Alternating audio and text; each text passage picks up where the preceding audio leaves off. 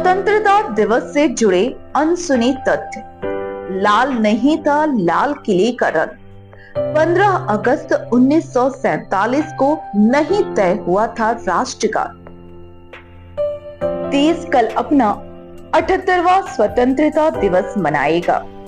आज हिंदुस्तान ने इन 77 वर्षों में कई उपलब्धियां हासिल की हैं।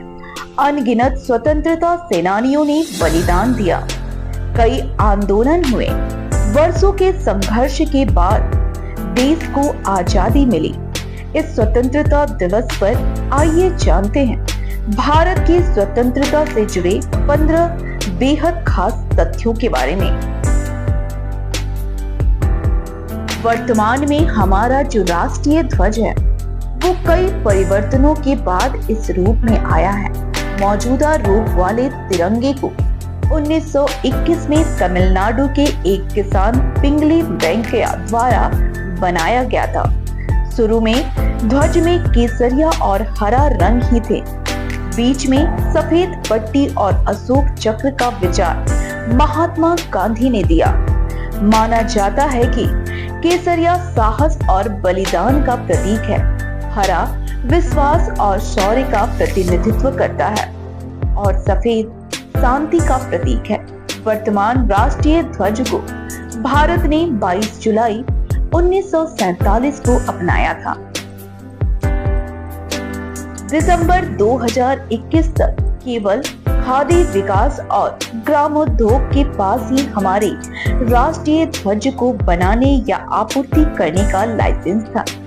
30 दिसंबर 2021 को इसमें संशोधन किया गया और पॉलिएस्टर में बने राष्ट्रीय ध्वज या मशीन से बने झंडे को भी अनुमति दी गई। देश के पहले स्वतंत्रता दिवस पर कोई राष्ट्रगान नहीं था। जनगण मन का बांग्ला संस्करण 1911 में लिखा गया था, लेकिन इसे हमारे राष्ट्रीय गान के रूप में 1950 में अपनाया गया। महात्मा गांधी पहले स्वतंत्रता दिवस समारोह का हिस्सा नहीं थे। दरअसल 15 अगस्त 1947 को महात्मा गांधी नोआखली बंगाल में थे। वहां अब हिंदू मुस्लिम के बीच उपजे तनाव को खत्म करने का प्रयास कर रहे थे। 9 अगस्त 1947 को वह कोलकाता पहुंचे थे और वहां की बस्तियों में शांति स्थापित करने के लिए काम किया। उन्होंने खून खराबा रोकने और शांति स्थापित करने के लिए अनशन आरंभ किया था। लॉर्ड माउंटबेटन के प्रेस सचिव कैंपबेल जॉनसन के मुताबिक मित्र देश की सेना के सामने जापान के समर्पण की दूसरी वर्षगांठ 15 अगस्त को पड़ रही थी।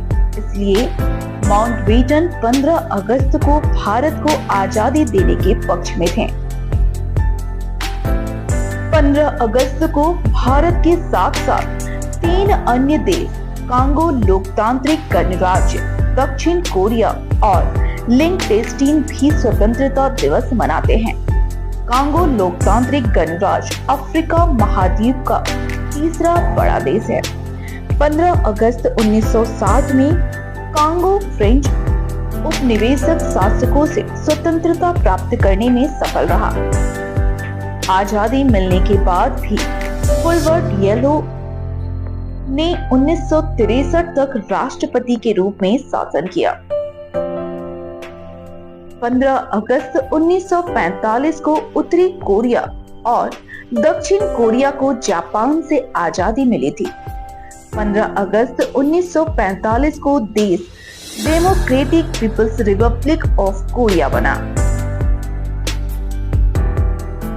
वहीं लिंकटेस्टीन दुनिया के सबसे छोटे देशों में से एक है। यहाँ राजतंत्र है। 1866 में लिंकटेस्टीन जर्मन से आजादी पाने में सफल रहा तथा 15 अगस्त 1940 को इसे राष्ट्रीय दिवस के रूप में मनाता है। महात्मा गांधी चाहते थे कि कांग्रेस पार्टी भंग हो जाए क्योंकि स्वतंत्रता प्राप्त करने का उनका उद्देश्य पूरा हो गया था। हत्या से एक दिन पहले महात्मा गांधी ने कांग्रेस का मसौदा संविधान लिखा था। जब भारत स्वतंत्र हुआ तब गोवा एक पुर्तगाली शासन के अधीन था। 1961 में यह भारतीय संघ का हिस्सा बना। इसके अलावा भी कई राज्य उस समय अस्तित्व में नहीं थे, जो बाद में राज्य बनाए गए।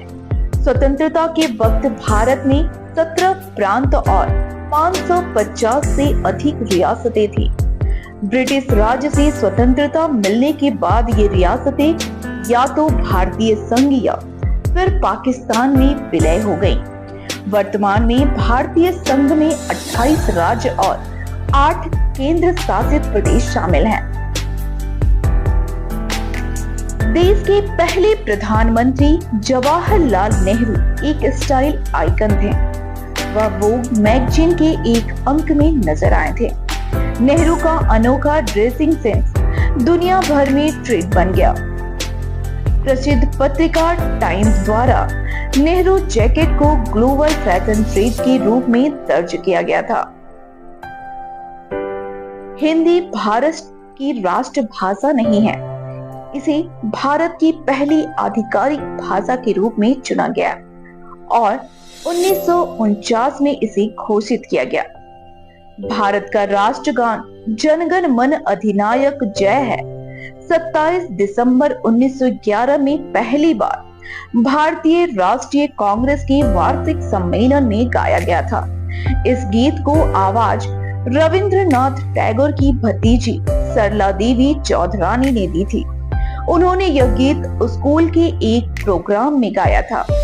वर्तमान समय में राष्ट्रगान की धुन आंध्र प्रदेश के एक छोटे से जिले मदनपिल्ले से ली गई थी।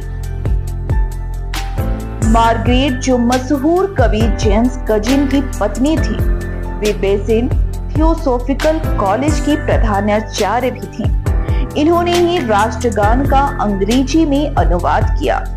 नेताजी सुभाष चंद्र बोस ने राष्ट्रगान का सांस्कृतिक निष्ठ बंगला से हिंदी में अनुवाद करवाया था। राष्ट्रगान का हिंदी में अनुवाद कैप्टन आबिद अली ने किया था। राष्ट्रगान को संगीत कैप्टन राम सिंह ने दिया है।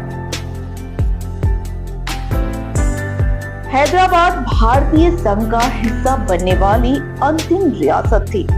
26 जनवरी 1950 को हैदराबाद राज्य नियमित तौर पर भारत का हिस्सा बन गया। यह वह दिन था जब भारत का संविधान लागू किया गया था। जनवरी 1950 में M.K. वॉलेरी को राज्य का मुख्यमंत्री बनाया गया। 15 अगस्त तक भारत और पाकिस्तान के बीच सीमा रेखा का निर्धारण नहीं हुआ था। इसका फैसला 17 अगस्त को रेड क्लिफ लाइन की घोषणा से हुआ। इस लाइन को ब्रिटिश वकील सर सिरिल रेड क्लिफ ने खींची थी। 1975 में सिक्किम भारतीय संघ में शामिल होने वाला अंतिम और 22वां राज्य बना। इससे पहले सिक्किम एक भारतीय संरक्षित राज्य था। लाल किले की प्राचीर पर हर साल देश के प्रधानमंत्री तिरंगा फहराते हैं। इस किले का निर्माण 5वें मुगल बादशाह शाहजहां ने कराया था। साल 2007 में इस किले को यूनेस्को में विश्व धरोहर की सूची में शामिल कर लिया। लाल किले के बारे में एक बात ज्यादातर लोगों को नहीं पता है, वो ये है कि इसका असली रंग लाल नहीं है बल्कि सफेद है। जब इसका निर्माण हुआ तो इसका ये रंग नहीं था। भारतीय पुरातत्व सर्वेक्षण विभाग के मुताबिक इस इमारत के कई हिस्से चूना पत्थर से बनाए गए थे, जिसकी वजह से इसका रंग सफेद था। बताया जाता है कि कुछ समय बाद चूना पत्थर खराब होकर गिरने लगा था, तो अंग्रेजों ने उस पर लाल रंग करा दिया। इसी वजह से बाद में इसे लाल किला कहा जाने लगा। इसका असली नाम किला-ए मुबारक है। मुगल शासन में शाही परिवार के लोग इसे मुबारक किला भी कहते थे।